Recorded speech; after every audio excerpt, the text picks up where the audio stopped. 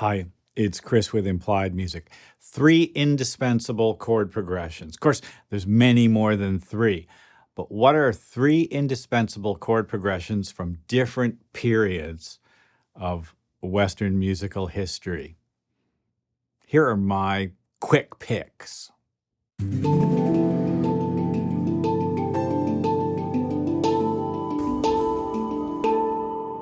I'm not going to keep you in suspense. Let's bop over to preview and take a look. Well, while there are many contenders for the classical chord progression, I've decided to say Pachelbel's canon in D. Here you see it expressed in C. We'll talk about why in a moment. And then kind of leaping forward in history, because this is kind of important to us, the blues. This 12-bar progression, absolutely essential. And then finally, and perhaps just as important, the cycle of chords from the structure of George Gershwin's I Got Rhythm, what people call rhythm changes. Every musician should be able to play those 3 tunes in every key.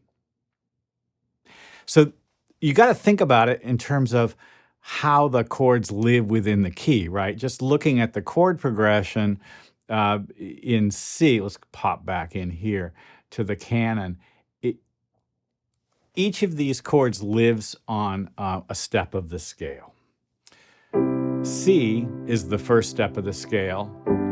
G is the 5th. The A minor lives on the 6th step of the scale, the E minor on the 3rd.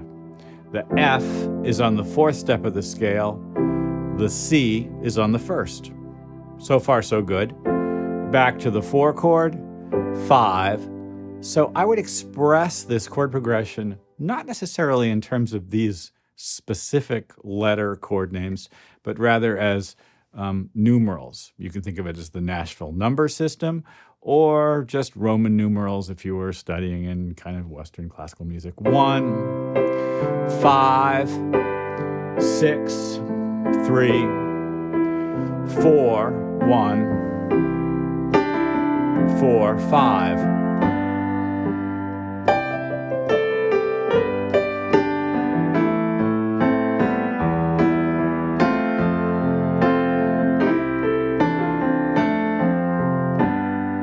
We should be able to do something like that in every key.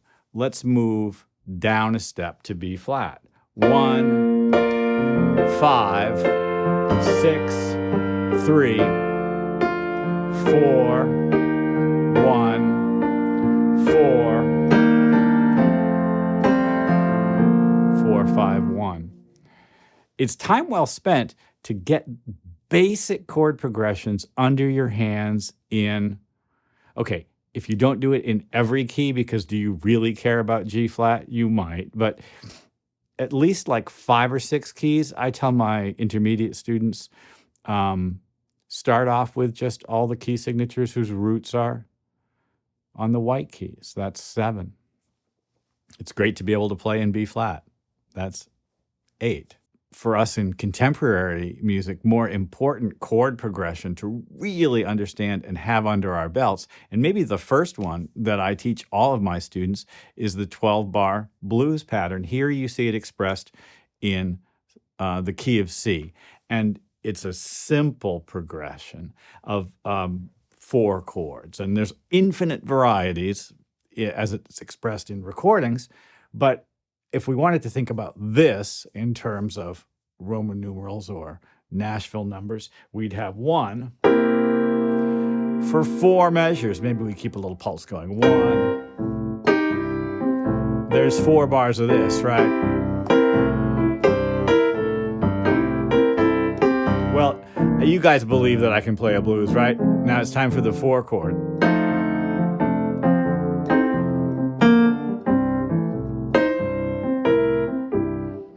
And then the 5 chord, of course. We want to be able to do this in every key. You know, I don't care if it's exactly the same notes, the same melody.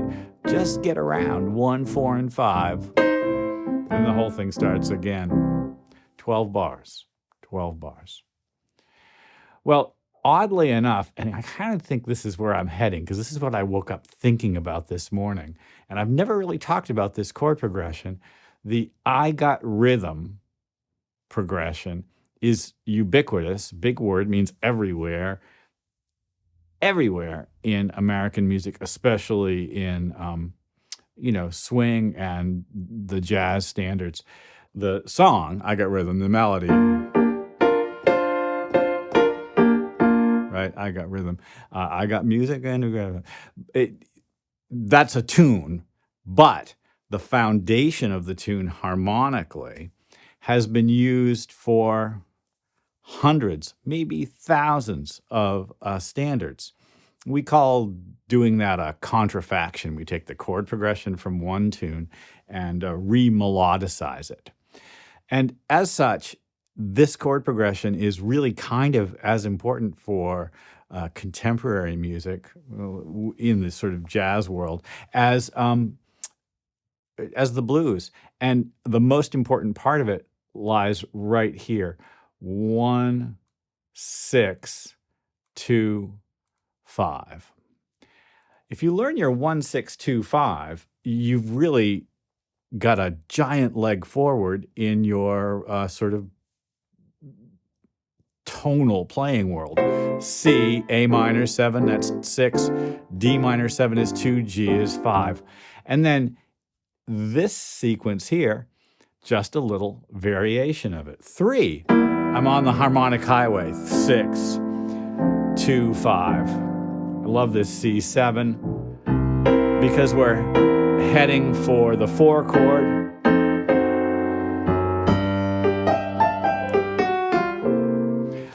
I've played that a number of ways. I sometimes will go 1 over the 7th, the F minor, or A flat minor 6, and then the C over G. 1, 6, 2, 5, 3, 6, 2, 5. Dominant 1, 4, 2, 5, 1, or something like 2, 5, 1.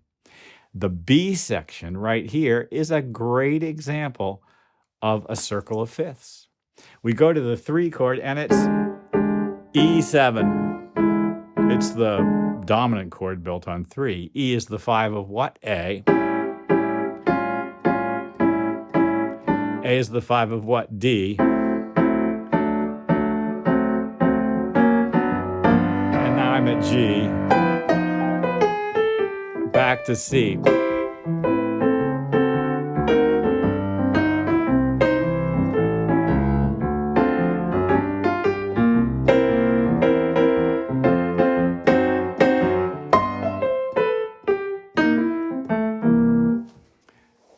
We want to be able to do that in a bunch of keys. And the only way to do that is to set out a practice plan for yourself that gives you the experience of being in the key. The reason I showed Pachelbel and then the blues is because, in a way, I Got Rhythm is a sort of a marriage of the two, isn't it? Pachelbel uses what has been called a plagal cascade, chords falling down in fourths. The blues is about dominant chords and about 1, 4, and 5. And Gershwin's canny chord progression here is a marriage of the classical system, tonic-dominant relationships, and the blues. And that was, of course, Gershwin's genius. If I had to say pick one and work on it, it would be I Got Rhythm. It seems perhaps a little long in the tooth. You know, it's an old tune. And if you're working on, sort of contemporary music, it might feel, especially if it's rock or pop, it might feel like not exactly in your wheelhouse.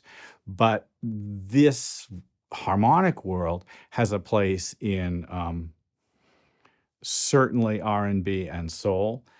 Lots of other kinds of music are deeply influenced by the sort of just energy of this tune.